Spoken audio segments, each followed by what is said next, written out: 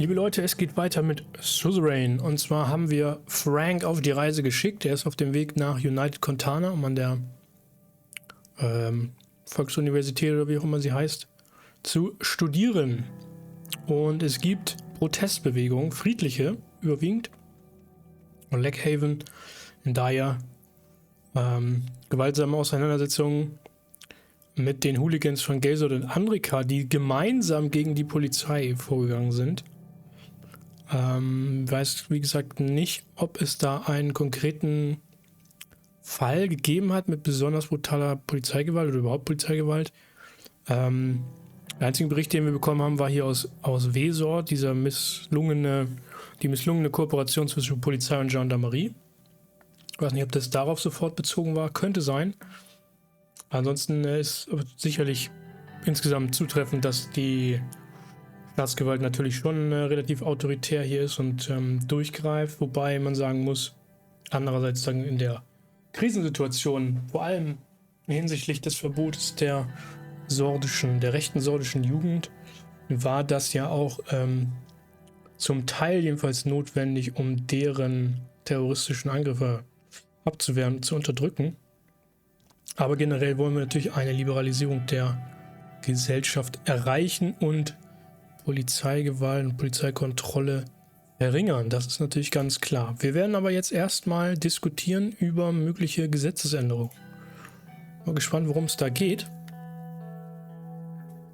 Lucian and I sat in my office waiting for Peter. I was at my desk and he was on the sofa, legs crossed. Sir, I have some news for you. I've talked to the USP leadership about possible changes to the party, sir. Ja, das hatten wir ja angekündigt. In der Rede an die Nation auch zum Teil und vorher bei der Kabinettssitzung. Self-propelled artillery, how's the 2-mil army going? It's actually a 3-mil army. big difference, huge difference. Yeah, it's I don't know. I'm coming back to it every few months, but so far I haven't managed to get it to the table or to the workbench in a somewhat regular fashion as I would have liked to. But the Russian army is ready. The Habsburg army is almost ready. And I guess then the French army, which is much easier to paint, should be done relatively quickly, hopefully. So Austerlitz is in reach then. So after that, then I have to start working on the terrain, I guess. I have more armies, of course, for British and Allies, and for the Prussians as well. But with the current pace, that will take some more years for me to finish them. So, changing our core values doesn't seem to sit well with party members in general, but I made sure that they understand who the current leader of the party is.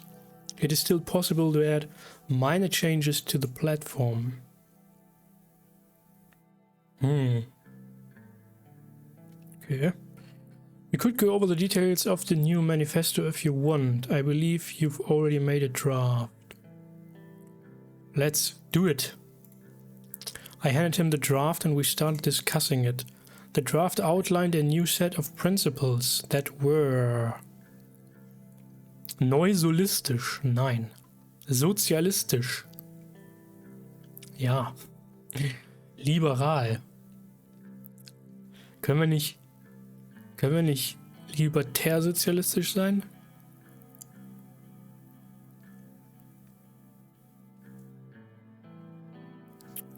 Also neusolistisch, das ist sozusagen konservativ-autoritär.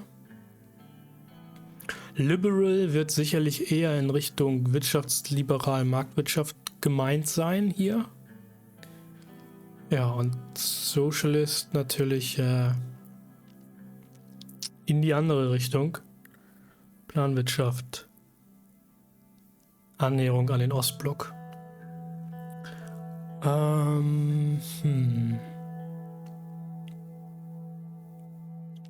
Ja, schwer zu sagen. Irgendwo dazwischen, ne? Irgendwo dazwischen.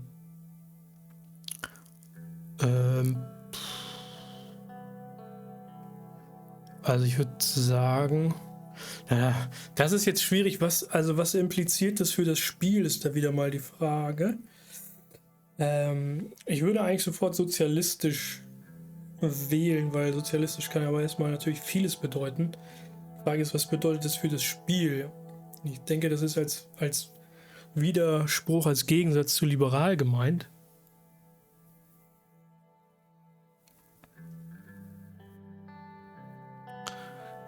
Socialist. Lucian read through the draft. I see, there's not much to add here. You've already established your stance. It's going to be problematic, but I'll make sure the party embraces it. He looked at his watch again. Looks like Mr. Vice President is late yet another time. He lowered his voice. I'm slightly concerned about Peter. He seems to have his mind occupied. He's been late to almost every meeting we've had recently. Ja, das ist mir schon von Anfang an aufgefallen.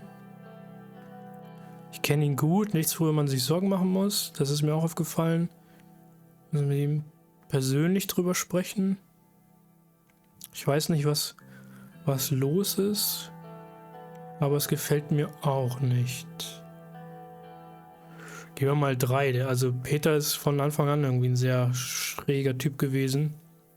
Sehr seltsam, der eigentlich mit unseren politischen Idealen noch gar nicht zusammenpasst und natürlich sich irgendwie da moralisch sehr seltsam verhält. Suddenly there was a knock at the door. It was Peter. He walked inside with files.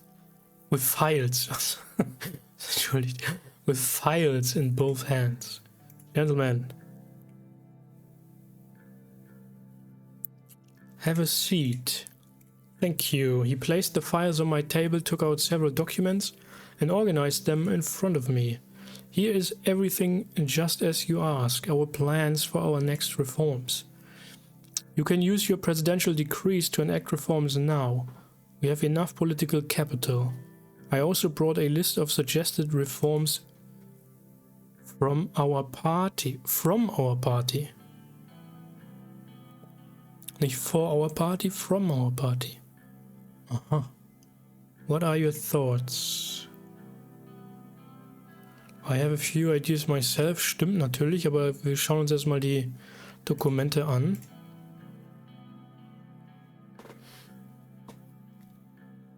So, wir können jetzt mit der... Oh. Purge the General Staff. Können wir nicht auswählen. Also, wir können jetzt unsere Präsidialgewalt nutzen. Ja, die Dekrete, Präsidialdekrete, um Gesetze einfach so durchzusetzen.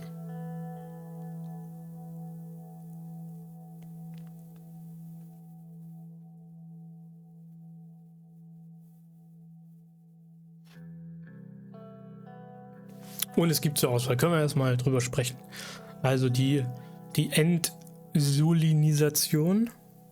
The influence of President's soul is in every facet of society, with his portraits, statues, and name dotting every possible spot. The administration can begin a desolinization process with a decree to remove the cult of personality that has been established around the second president. Da bin ich auf jeden Fall dafür. Wir hatten dieses Erlebnis in der Schule, wo die ja im Grunde totalitär, ich meine, es mutete faschistisch an, da die SchülerInnen erzogen haben, irgendwie den Eid auf Sordland und auf Sol auch immer noch zu leisten. Fair Trade Competition Commission. Worum geht's denn da? Trade and Commerce has few regulatory measures resulting in the unfair competition.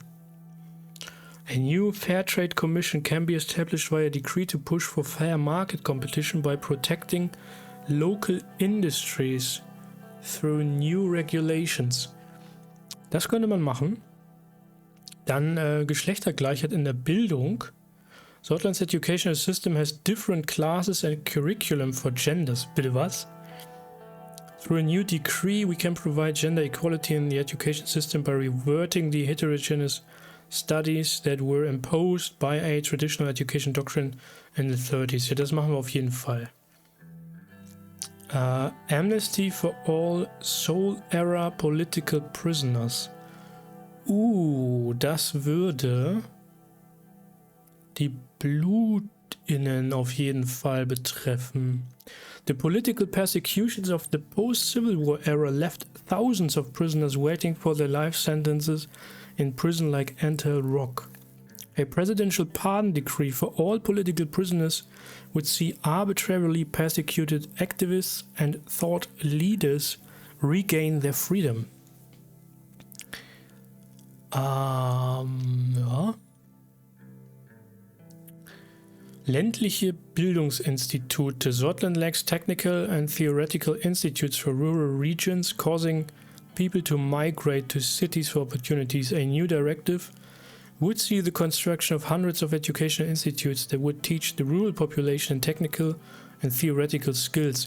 Kostet allerdings einen weiteren Budgetpunkt.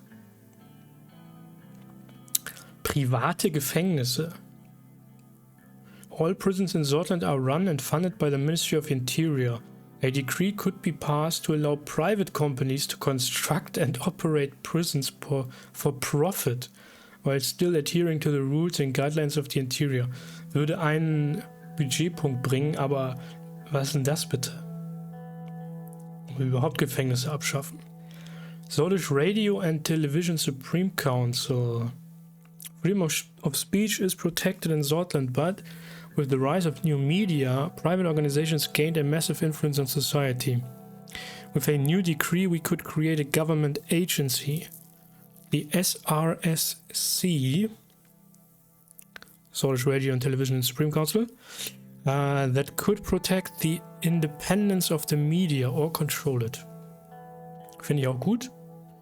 Können das Renteneintrittsalter verringern. The retirement age of Sordland had been increased to 65 in the mid-1940s due to economic stagnation. The older voting blocks are requesting a decrease. Our administration can pass a decree that would lower the retirement age to 60. Das würde 2 weitere Budgetpunkte kosten. Oder Free Prescription Medicine. Prescription medicine in Sordland is partially paid by the Ministry of Health according to the importance of the medication. A new decree would allow all citizens to get their medication completely for free. Das ist mir sehr sympathisch, kostet aber auch nochmal einen Budgetpunkt. Also die Entsolinisierung steht, glaube ich, auch fest. Wir können leider nur 3 Dinge auswählen.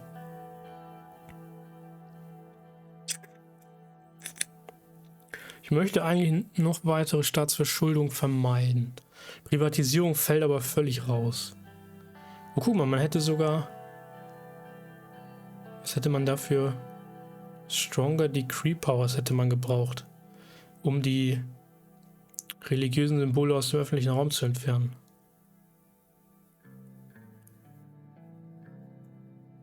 Gun Ownership Rights.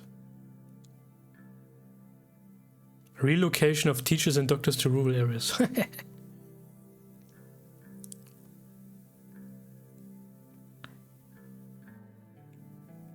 Also die beiden Punkte, ländliche Bildung ausbauen und freie medizinische Versorgung sind natürlich super cool, kosten aber beide. Und wir sind leider gerade wirtschaftlich am Boden und zwar fast vollständig.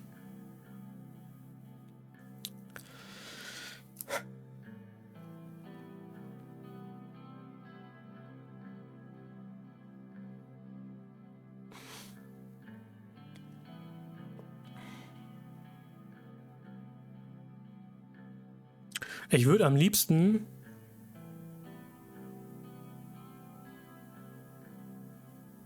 alles umsetzen, außer die Privatisierung der Gefängnisse.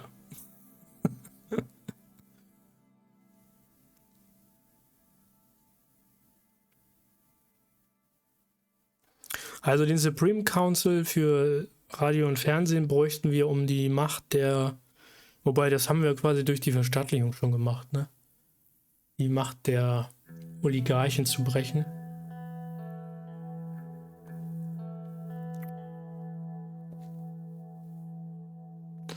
Was ist das Wichtigste davon?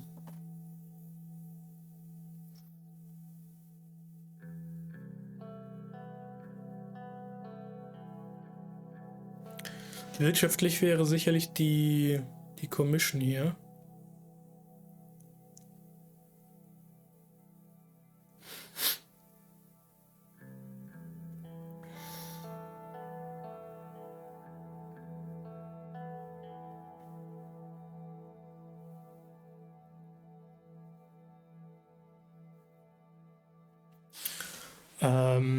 Aber vielleicht ist es für die politische Stabilität und Unterstützung für uns, für unsere Reformprojekte wichtiger.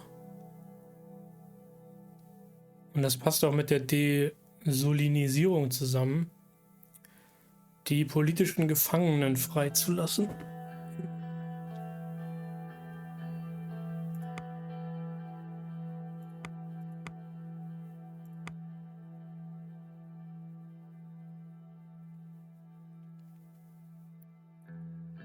Ja, wir können leider nicht alles auf einmal machen.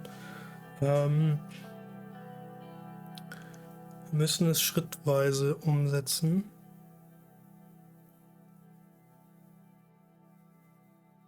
Aber, also, ich schwanke immer noch zwischen dem Handel und der freien Gesundheitsversorgung.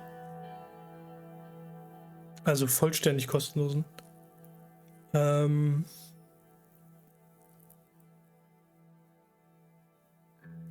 Aber ich tendiere zu den Gefangenen. Zu den politischen Gefangenen. Oder dem Handel.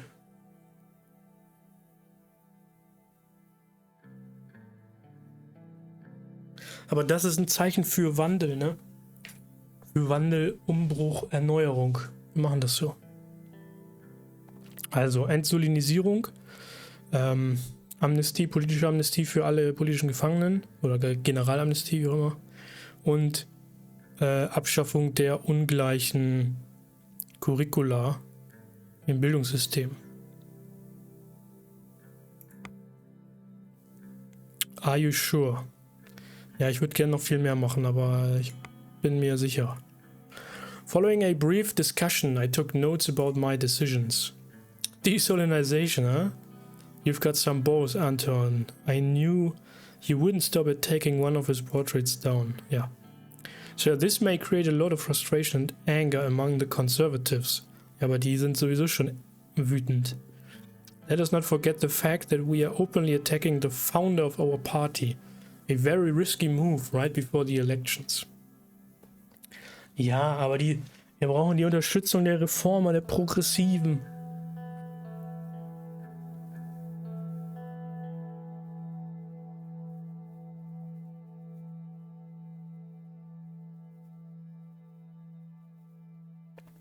Die Linke und die Blutinnen haben stark unter Soul gelitten. Ja, was ist jetzt hier die richtige Antwort? Ich meine, 1 und 3. Das ist sowieso klar, aber...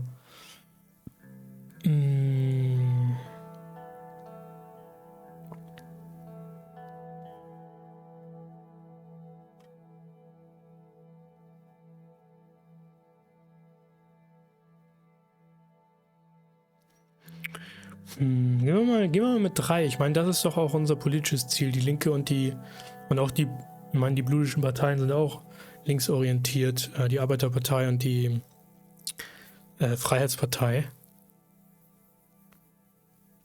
Die wollten wir ja eigentlich durch die Verfassungsreform auch ins Parlament bringen. Of course, sir, I was not protesting the decision, but merely explaining the situation, that's all. Speaking of controversy, most of the political criminals from the Soul era are old communists and bluish nationalists. Granting them amnesty will surely be quite scandalous, but it should also sit well with the bluish and the left. Yes, but it will anger more than a few nationalists and socialists. If we cannot make the socialists or the Blutish vote for us instead of their primary parties of choice, this amnesty might be damaging for us. Ja, vielleicht. Das müssen wir uns dann mal im Hinterkopf behalten. Dass wir vielleicht, gibt es da nochmal eine Gelegenheit mit dem, wie hieß der uns auch bei der Wahlversammlung oder bei dieser Abstimmung über den Weg gelaufen war? Ein kommunistischer Abgeordneter Leke, glaube ich. Vielleicht können wir da über den nochmal irgendwie ein Bündnis organisieren. I don't care about the politics of it. I want to stop innocent people from suffering. Ja, sehr idealistisch. We must show that our administration cares about them. This is how we'll extend a peace branch. Don't worry, just trust me.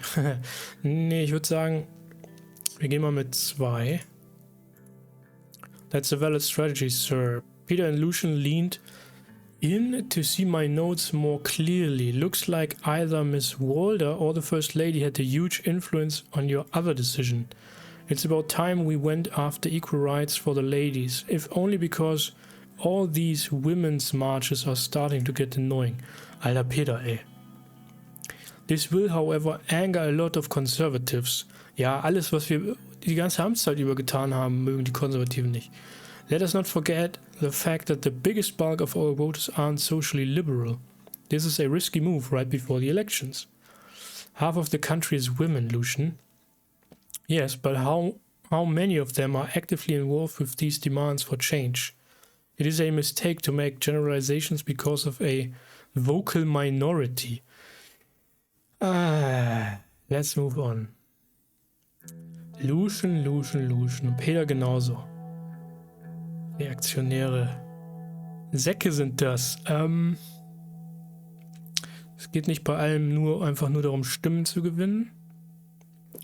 Es ist das 20. Jahrhundert. Wir haben immer noch keine grundsätzlichen Rechte für Frauen. So sieht's aus. I understand, sir. Well, we both respect your decisions, Anton, but now that everything's settled, I should get to work. We catch up soon. Lucian looked at his watch. We actually have 6 more minutes, but very well, let's call it here. Thank you both.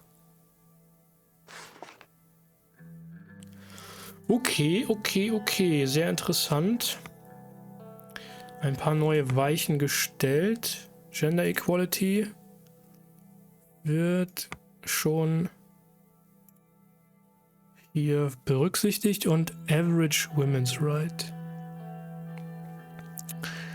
Suffer from sexism in the workplace ist immer noch. Paid less. However, with the recent bill, women can feel safe at home, for they can pursue legal protection in the case of domestic violence. Naja, immerhin, ne? Also sehr wichtig, aber da darf es auch nicht aufhören. Ich habe das Parteiprogramm zu sozialistisch geändert. So, es gibt einen Bericht aus Lenkurg. Commerce All-Time High. Ja, die Autobahn macht sich bemerkbar endlich. Hoffentlich führt das auch mal zu Einnahmen.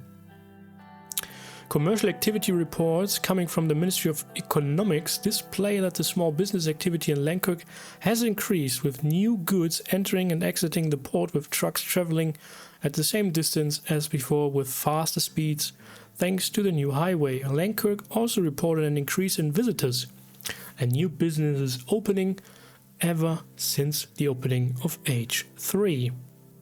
The influx of people is primarily coming from Agnolia and the Nages region of Sordland, who are buying properties and enjoying the cheaper seaside alternative to Leckhaven. Gut, gibt es hier oben aus dem Konflikt neue Berichte? Nein.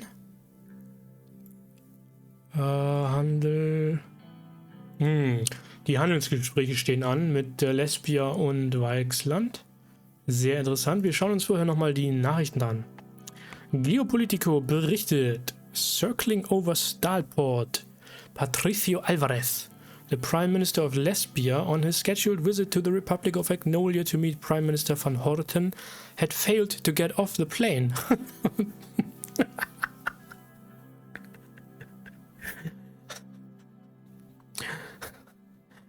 Okay. Prime Minister of Lesbia had failed to get off the plane when it landed on the Starport International Airport. It is believed that he has been too drunk to get off the plane.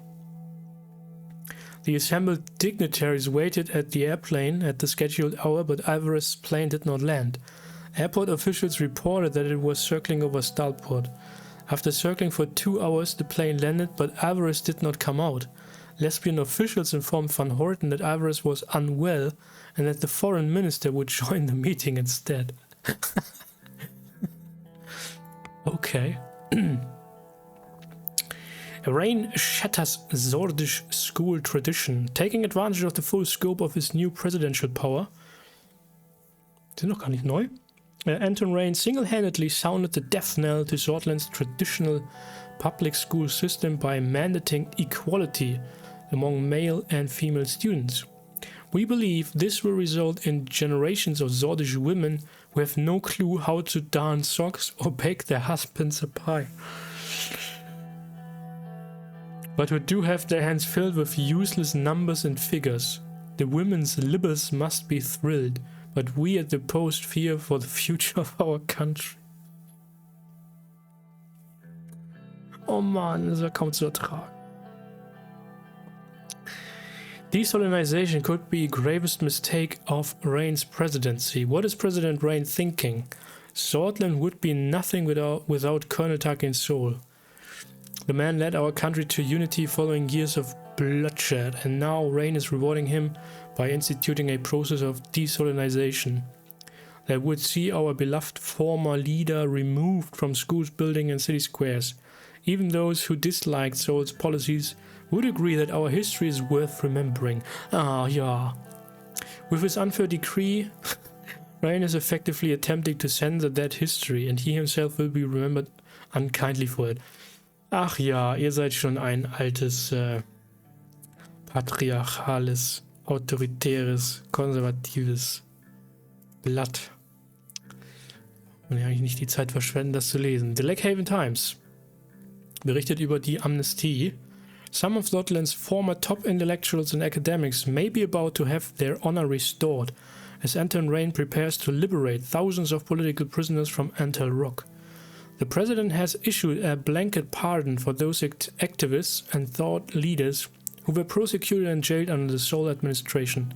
These prisoners were forgotten for years. Our president's act of compassion surely will not be. Ja, die sind so... Lake Haven Times ist so gemäßigt liberal.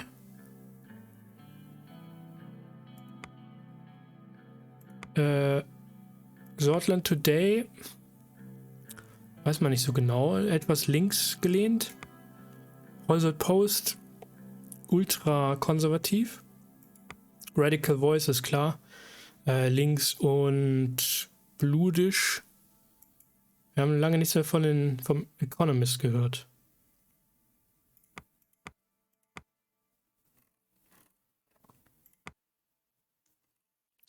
So, der Radical schreibt, Rayne makes decree for gender equality. It took using his near unlimited presidential powers to be able to do it, but Anton Rayne finally made strides towards closing the gender gap in Sordland's notoriously antiquated education system.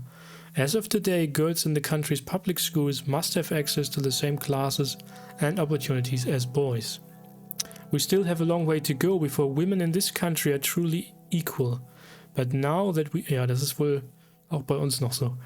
But now that we know Rayne can wave his hand and make these kinds of laws happen, we expect it's only a matter of time. We'll deal with the authoritarian implications later.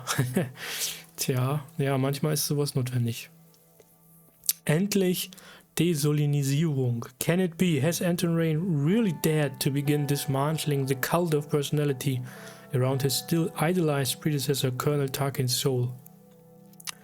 Though the so-called father of our country made millions miserable under his regime, His portrait still hangs in schools and government buildings, and statues of him exist in nearly every city in Sordland. That ends now as Rayne has ordered a process of desolemnization that will see the ex-president's likeness scrubbed from public existence. We can't wait until we never have to see that man's face again. So sieht's aus. Es gibt sehr, sehr viel zu tun. Wir haben ein paar Weichen gestellt, ein paar mehr Dinge sind noch zu tun. Als nächstes stehen jetzt aber die diplomatischen Gespräche bzw. die Handelsgespräche mit Lesbia und Weixland an. Ich bin gespannt, ob der lesbische Präsident wieder einmal betrunken ist oder ob er überhaupt gar nicht erscheint. Das sehen wir in der nächsten Folge. Bis dann, macht's gut. Euer Jan.